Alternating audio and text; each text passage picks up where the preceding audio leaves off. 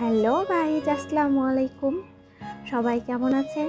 আশা করি আল্লাহর অশেষ রহমতে সবাই ভালো আছেন। আলহামদুলিল্লাহ, আমরাও ভালো আছি। তো বন্ধুরা, আজকে আমি নতুন আরও একটি রেসিপি নিয়ে আপনাদের সাথে চলে এসেছি। আর আজকে আমি যে রেসিপিটি শেয়ার করব সেটি হচ্ছে কলার ঝোল।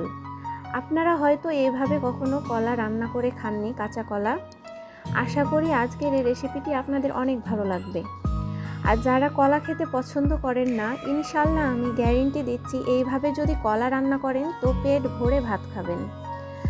তো আজকের এই রেসিপিটি দেখতে হলে আমার ভিডিওটিতে একটি লাইক দিয়ে ফুল ভিডিওটি দেখে আমার সাথে থাকতে হবে।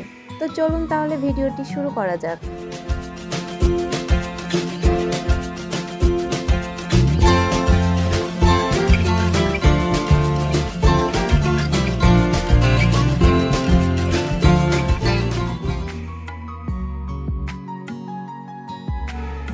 তো এভরিওয়ান, এখানে আপনারা দেখতে পাচ্ছেন যে আমি কাঁচা কলাটাকে একটু বাঁকা করে কেটে নিয়েছি। তো কেটে নেওয়ার পরে ভালোভাবে এটাকে ধুয়ে নিয়েছি। এখন আমি এখানে দিয়ে দিলাম পরিমাণ মতো লবণ, দিয়ে দিব ধনে গুঁড়ো, হলুদ গুঁড়ো, জিরে গুঁড়ো ও মরিচ গুঁড়ো। সবগুলো খুবই সামান্য করে দিয়ে কলাটাকে হাত দিয়ে কিন্তু ভালোভাবে মিক্স করে নিব, যাতে কলার প্রত্যেকটা জায়গায় মশলাগুলো ভালোভাবে মাখানো যায়। আর এটা মাখানোর কারণ, এইভাবে ভাজলে কলাটাতে সব ধরনের মশলার একটা ফ্লেভার কিন্তু যুক্ত হবে, যার কারণে কিন্তু কলাটা খেতে অনেক মজা হবে। এখন আমি হাত দিয়ে এটা মেখে নিচ্ছি। তো এভরিওয়ান, যারা আমার চ্যানেলে নতুন জয়েন করেছেন তাদের একটা রিকোয়েস্ট যে আমার ভিডিওটি যদি আপনাদের ভালো লেগে থাকে তাহলে প্লিজ ভিডিওটি দেখার পরে আমার চ্যানেলটি সাবস্ক্রাইব করে পাশে থাকা বেল আইকনটি প্রেস করে আমার সাথে থাকবেন। এরপরে আমি চলে যাব চুলায়। তো চুলায় এখানে আমি একটা প্যান বসিয়ে নিয়েছি। প্যানে আমি সয়াবিন তেল দিয়ে এখন সেই মশলা মাখানো কলাগুলো একটা একটা করে তেলে দিয়ে দিব এবং ভেজে নিব।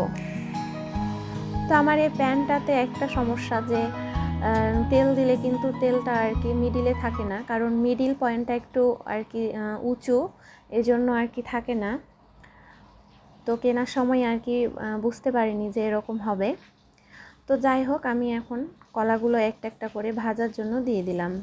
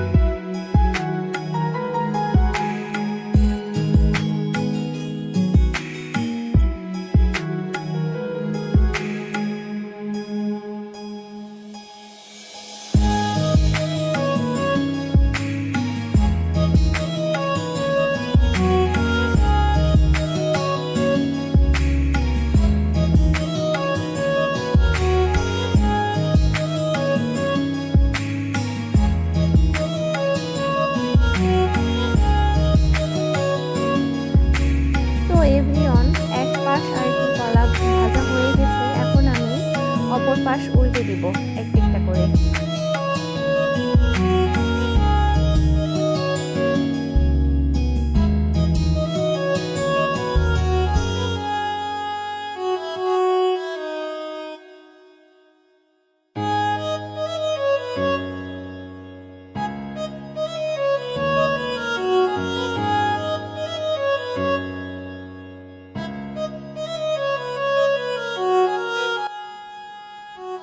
তো কলাগুলো আমার ফ্রাই করা হয়ে গেছে, এখন কলাগুলো আমি উঠিয়ে নিব।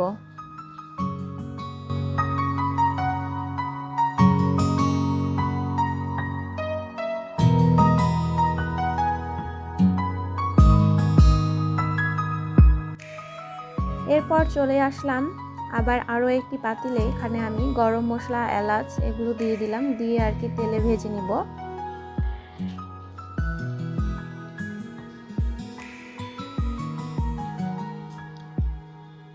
এখন আমি এখানে দিয়ে দিব পেঁয়াজ কুচি, রসুন কুচি ও মরিচ কুচি। এরপরে পেঁয়াজটাকে আর কি ব্রাউন করে ভেজে নিব।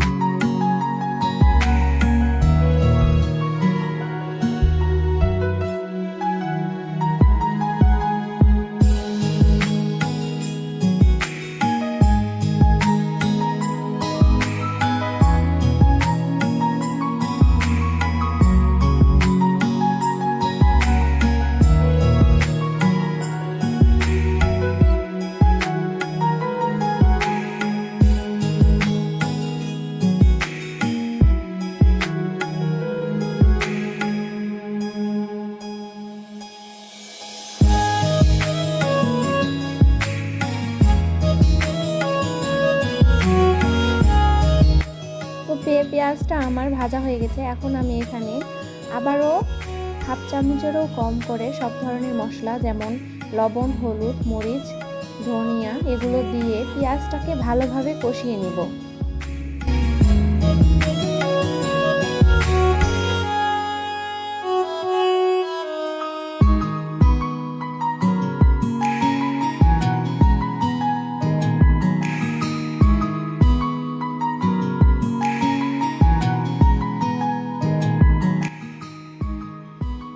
তো গাইস, পেঁয়াজটা আমার কষানো হয়ে গেছে। এখন আমি ভেজে রাখা কলাগুলো দিয়ে দিব। দিয়ে এই কষানো পেঁয়াজের সাথে ভেজে রাখা কলাগুলো আরও ভালোভাবে মিক্স করে আর কি কিছুক্ষণ কষিয়ে নিব। আর কষা হয়ে গেলে আমরা এখানে পরিমাণ মতো আর কি পানি দিয়ে কলাটাকে সিদ্ধ করে নিব।